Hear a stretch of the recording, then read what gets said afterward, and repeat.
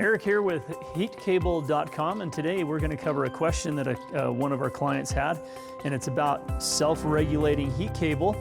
There are a lot of types of self-regulating heat cable, but the question would be does it turn itself on? Does it turn itself off? People get this a little bit confused in the industry. Self-regulating does not mean that it's going to turn itself on or off.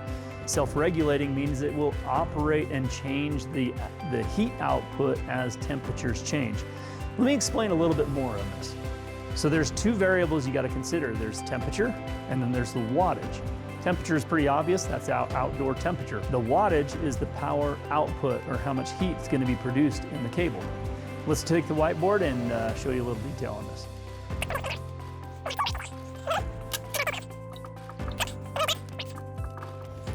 Okay, so we've got temperature and we've got watts. Now what's going to happen in the wintertime, once you do turn the heat cable on, use a switch, thermostat, whatever, but once it's on, as your temperatures outside climb, and let's say it gets up to 50 degrees, I don't know if you can see that, 50 degrees,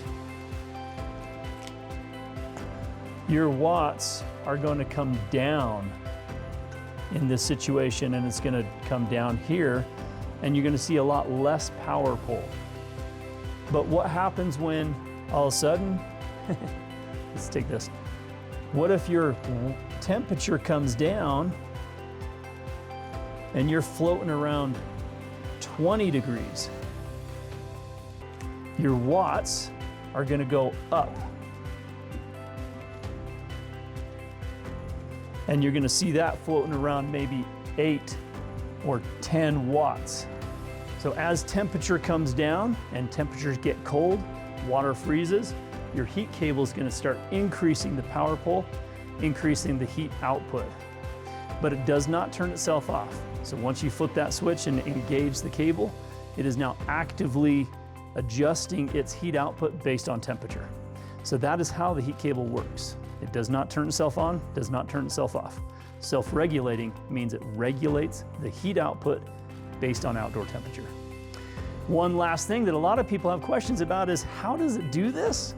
There's a lot of details in that, but one thing I want to let you know about is when that heat cable is heating up, and let's say you grab it with your hand in one spot, that one spot where your hand is will start reducing the heat generation in that one section of the cable.